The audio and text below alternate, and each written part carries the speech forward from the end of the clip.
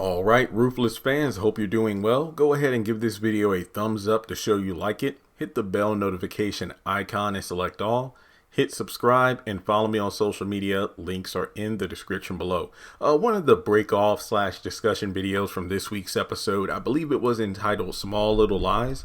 We know that the sheriff confronted Polk about the circumstances involving him bringing Melinda to the sheriff's office, having sex on his desk, and then knowing about the fact that he was actually drugged for 38 minutes. And then some guys came in to compromise the information they had on the Rakadushi. And from there, Polk is in his feelings because he can't believe what's going on. He wants to call Melinda right away. Whereas the sheriff's like, don't you call her, you fool. She got you pinned. It's like, oh, she got you marked. So basically, if you confront her about it, she's obviously going to deny it. But, Polk doesn't care. I feel like what might happen is, of course, Melinda will go over to his place the next day as she said she would. But the problem is he might be in over his head. I mean, think of it this way. Melinda doesn't know that Polk, quote unquote, knows. I say quote unquote knows because he doesn't quote unquote believe the sheriff. So what if it turns out he actually confronts her about it, but she denies it or probably tries to seduce him? He's maybe going to fall for it. But at the same time, it's like, okay, because he's always been suspicious about her in regards to her whereabouts. Like, don't join with the Rakadushi. Are you in with them? What's going on? So I hope it's not a situation where Polk isn't killed because he, found out about Melinda. What if it's a situation where he takes Melinda and locks her in the sheriff's office? I mean, that would be interesting. It would show he has some initiative. It's like, Sheriff, I messed up, but I know now she's part of the Rakadushi. So we got one of them.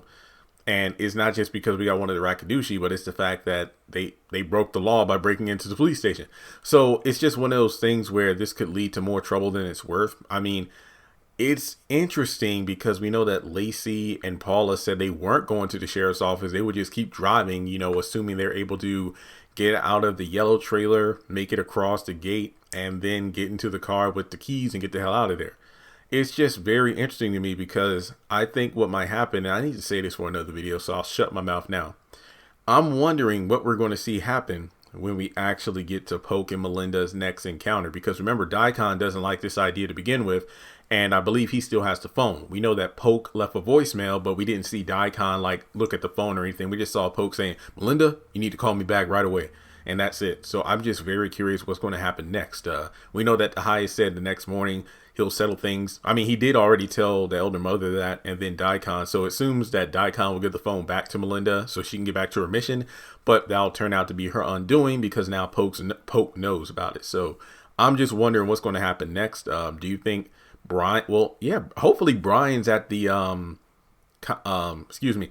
Hopefully Brian is at the police station because remember, they know that the deputy's desk is empty, so they know something's up with him. So we'll have to wait and see. But thanks so much for tuning in, guys. I do appreciate you all joining in as always on the channel. And if you want to donate, feel free to do so on PayPal or Cash App. Thanks so much for tuning in, and I'll talk to you soon.